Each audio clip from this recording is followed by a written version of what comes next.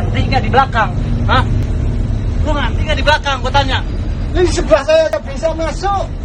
Gue udah masuk setengah di sini.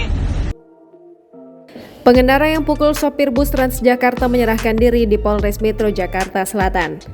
Kapolres Metro Jakarta Selatan, Kombes Yandri Ersan mengatakan pengemudi mobil yang melakukan pemukulan terhadap sopir bus Transjakarta akhirnya menyerahkan diri pada Sabtu 27 Agustus 2022 dilansir dari Warta Kota. Kendati demikian, ia belum menjelaskan secara detail perihal kronologi kejadian tersebut. Pelaku saat ini masih diperiksa oleh penyidik terkait aksi kekerasan kepada sopir Transjakarta itu. Diketahui, aksi arogansi pengemudi mobil telah terjadi di jalanan kota Jakarta. Peristiwa itu terjadi di Jalan Raya TB Simatupang, tepatnya di perempatan Ragunan, Cilandak Timur, Pasar Minggu, Jakarta Selatan, Kamis 25 Agustus 2022 malam. Dalam video yang diunggah akun Instagram Merekam Jakarta, seorang pengemudi mobil cekcok dengan sopir Transjakarta. Tampak pengemudi mobil menghampiri sopir Transjakarta, kemudian terlibat adu mulut. Gue udah masuk setengah di sini.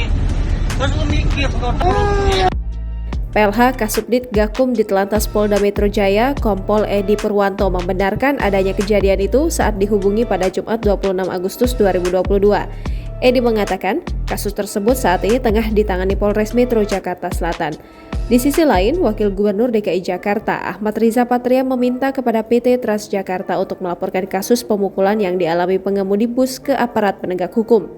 Mantan anggota DPR RI fraksi Gerindra ini menilai aksi kekerasan tidak dibenarkan dalam bentuk apapun, dikutip dari Instagramnya pada Sabtu 27 Agustus 2022. Ariza menyayangkan pemukulan yang dialami pengemudi bus Transjakarta.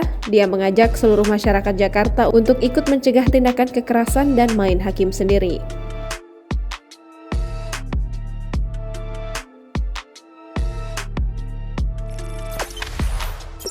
Jangan lupa subscribe, share, komen, dan like ya!